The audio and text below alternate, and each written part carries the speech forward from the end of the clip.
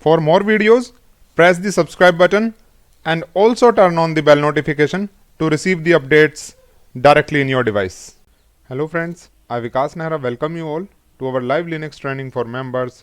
This is session number 47 and in this session we will talk about SSH client and server configuration in Linux. SSH stands for SecureShell. The SecureShell or SSH is a collection of tools using a secure protocol for communications with remote Linux computers. So with the help of SSH, we can securely log in into the other machines on the same network. So without wasting time, let's get started.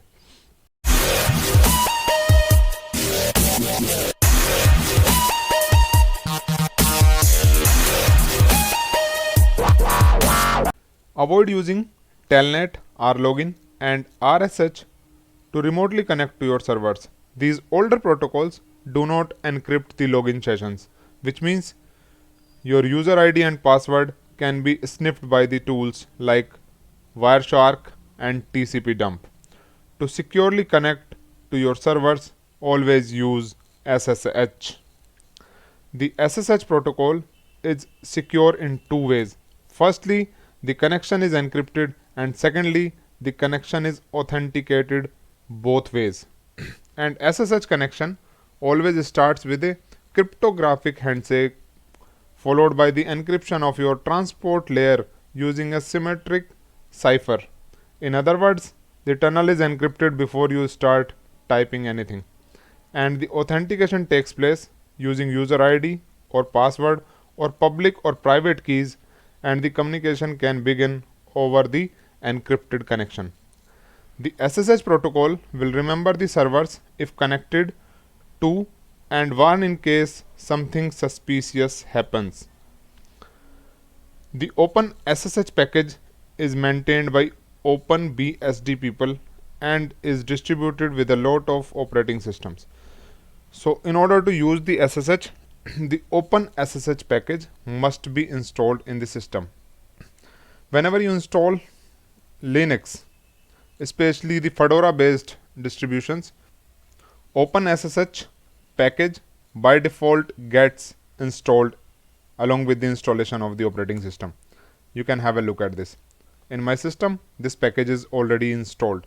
If this package is not installed in your machine, you can manually install it by either using the yum install command if you are using the Fedora based distributions. So there you can execute this command, or if you are using the Debian based distributions, you can execute apt install open SSH.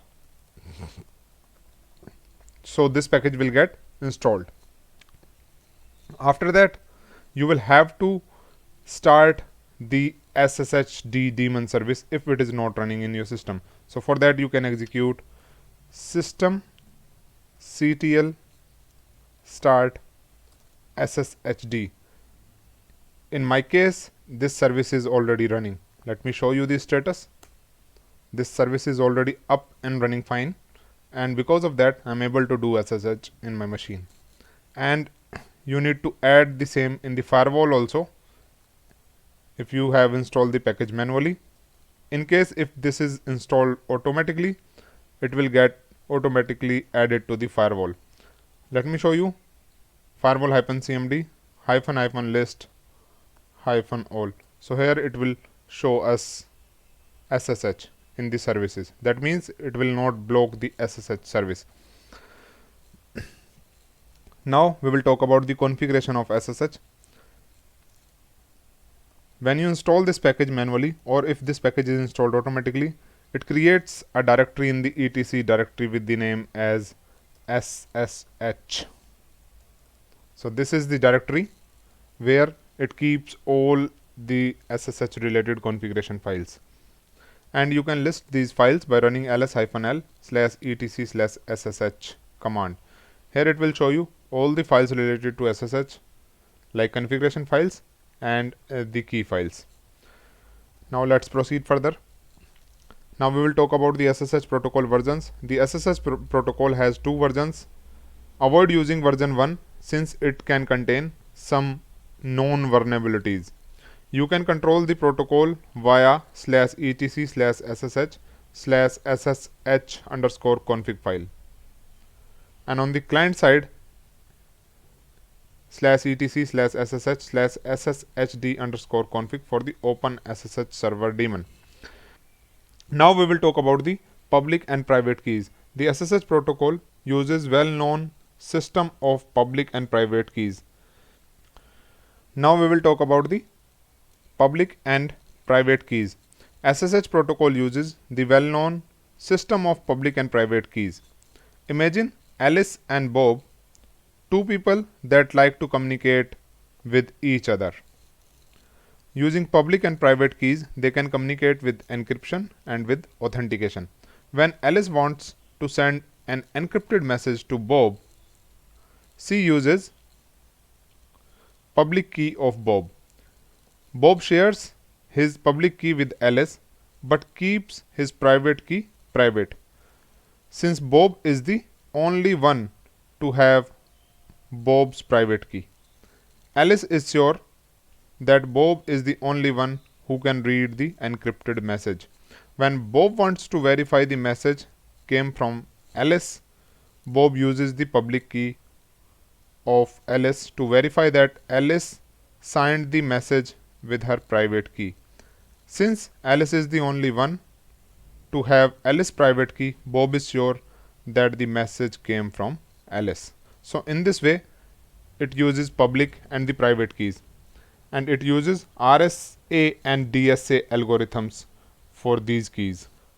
Now I will show you how to log on to a remote server. To log on to a remote server through SSH, you can mention SSH. After that, you can mention the name of the user. Then you will have to write @ and after that either you can mention the host name or the IP address. You can use the host name here if the DNS is configured in your local area network, or if you have made the entry in the /etc/hosts file for the same. So I'm not using DNS, I will write the IP address here. Whenever you first time try to do SSH to a remote server, it will give you a warning. The authenticity of the host can't be established. Here you need to either mention yes if you are sure to connect to the remote server, or if you are not, then you can mention no here. Since I want to connect to the remote machine, I will write here yes and press enter. Then it will ask me for the password of the same account on that machine. I will provide the password and press enter. Then it will allow me to do SSH on the remote machine. Here it is. It is the different machine that I'm using right now. You can have a look at this. So I'm successfully able to do SSH on the remote machine. If you want to come back, you can type exit and press enter. So it will allow you to log out, or you can press Ctrl+D at the same time. Now I will tell you how can you execute a command on the remote server without logging in there. For that, you will have to write SSH, and after that you can mention the name of the user, @ and the IP address of the machine or the host name. And after that, you will have to give one space and you can write the command which you want to execute there. Suppose I want to execute the pwd command, so I will simply write here pwd and press enter.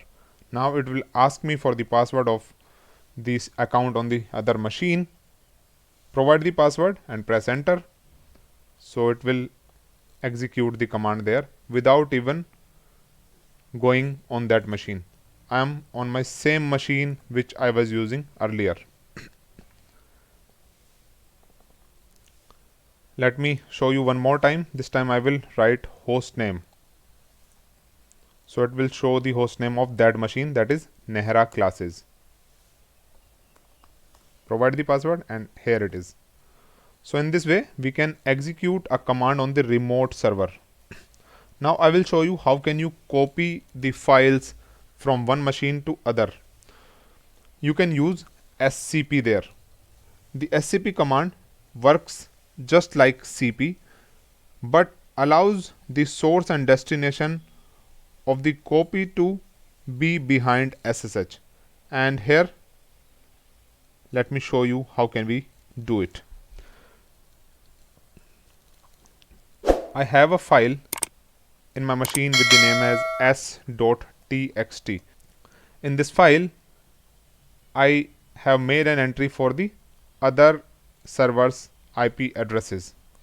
So this file I'm going to copy on the remote server with the help of the scp command. So how can I do that? I will write here scp-r to copy the file recursively. Then I will mention the file name on this local machine, the exact path of that particular file. Either I can give the absolute path or I can give the relative path. After that, you will have to write the name of the user account with which you want to copy this file. So I'm going to use the root account. I will write here root @ and the IP address, that is 192.168.1.161, and after that we will have to define the location where we want to copy this file. For that we will mention colon here and we will mention the location. Suppose I want to copy this file to the home directory of Vikas Nehra user there. So I will write there /home/Vikas Nehra and press enter. Then it will ask me for the password of the root user on that machine. Press enter and it will copy the file there. Now let's verify whether the file is available there or not. So let's try to do SSH in that machine and verify the file. So I have just logged in the other machine, and let's list the file that we have copied in the home directory of the Vikas Nehra user. Here it is. The file has been successfully copied on the other machine by using the scp command. Now let's come back on the local machine. Now I will show you how can you set up the password-less authentication in SSH. You can execute SSH-keygen command. As soon as I will press enter here, it will generate the public and the private RSA key pair. By default, it generates the keys using the RSA algorithm. The keys have been generated. Or if you want to use the DSA algorithm, you can define it while generating the keys like this. You can execute SSH-keygen. Then you can define the type with option -t, and then you can write here DSA. So it will generate the DSA keys like this. After that, if you will execute ls-la command for the root.ssh, because it is there in the home directory with the name as .ssh, you can list these files. So these files have been generated here: RSA private key, RSA public key, DSA private key, DSA public key. So we can use any of these keys. Only RSA is itself sufficient, so we can use these two keys to set up the passwordless authentication. So we can copy this public key file in the other system. Let me show you how can we do that. Before copying the files on the other machine, we have to make sure that the .ssh directory is present there in the home directory of the root user or the other user.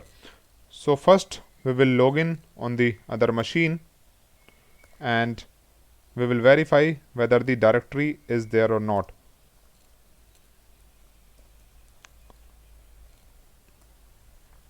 So this directory is not there. So how can we do that? Before copying the file, we have to create the directory manually here. So we can execute mkdir command, mkdir -m, if we want to create the directory with the permissions, and we can mention the permissions here like this, and after that we can give the name, that is .ssh. So the directory has been created successfully with the modified permissions, and we can verify the same. by running ls-ld command. Yes. Now we can come back to our local machine and we can copy the public key file there in the same directory which we have created on the remote side. So we can execute scp command here, scp-r. After that, we have to give the complete path of our RSA public key file. So we will write here /root/.ssh and the name is id_rsa.pub. This is the file which we will copy on the remote machine, and after that we will write here the name of the user, that is root @ and the IP address, that is 192.168.1.161, and then we can define the location after giving the colon sign. We can give the tilde sign here for the home directory of the root user, and then we can write here .ssh for the directory which we created earlier, and now we can mention the name of the file with which we want to copy it there. We will write the name as authorized_keys. So we will write here AUTHORIZED, authorized_keys, and press enter. Now give the password for the account on the other machine. So it will copy the file there with the name as authorized_keys in the home directory in /.ssh directory. Now if you will try to do SSH on the other machine, it will not ask you for the password for this account whose RSA public key file you have copied there. Let me show you. As soon as I will press enter here, it will allow me to log in. Have a look at this. It is not asking me for the password. So in this way, you can set up the passwordless authentication by using the public RSA key file. In case if you want to do it on multiple machines, you can also do that very easily. For this, I have created a document. I will provide you this document in our members group. You can go through these steps. I have tried and tested all these steps. Let me show you. Here you will have to create a file where you can either mention the IP addresses of the remote machines, or you can mention the host names if you are using the DNS. So I have already mentioned the IP addresses of the other machines. After that, we will follow the same process. We will generate the public and the private keys by running the SSH-keygen command.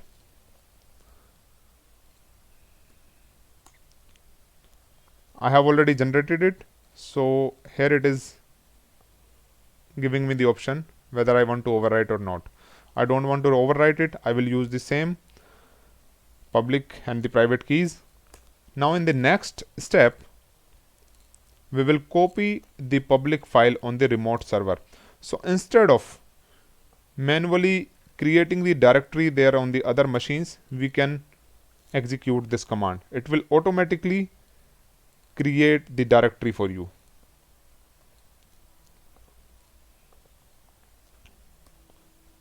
So here you have to mention everything as it is.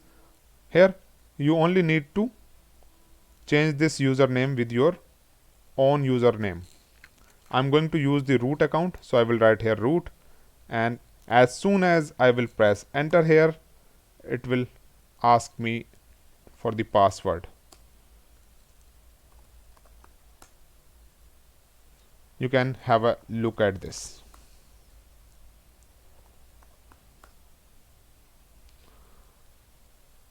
Only on the first machine it did not create the directory, because there we have already created the directory manually. Otherwise, on the other machines it has created the directory and copied the files successfully. Now let's test whether our passwordless authentication is working or not. So we will write here SSH root @ and the IP address. This time I will use the different machine, not the previous one. So I will write the IP address of the other machine, that is 192.168.1.232. press enter. So here it is. You can have a look at this. On this machine, we are able to do the password-less authentication or password-less SSH. Now let's test on the third machine. So let's come back and execute the same command for the other machine. SSH root @ and the IP address. This time the IP address of this machine is 192.168.1.238. Press enter. So on this machine also, it is allowing us to do password-less SSH. So guys, in this way, you can very easily set up the password-less authentication on multiple machines. This is very helpful in the production environment if your organization allows it. And one more thing, here you have to make sure that your local account is present on all the machines. Only then it will work. SSH also allows us a lot of other features like X11 forwarding, setting up the welcome banner for SSH, allow or deny the users through SSH, allow or deny the logins from the selected IP addresses or the networks. So for these, I have already created a lot of tutorials which I will add in this playlist, and I will provide you the link of those in the description. You can go through those tutorials also. So guys, that's it from my side for today's session of SSH. Hope you will find this video useful for you. If you like it, then do share it with your friends and colleagues. And if you are new on our channel, then please subscribe us and turn on the bell notification. I will see you in the next one. Till then, bye bye. Jai Hind. Vande Mataram. Take care.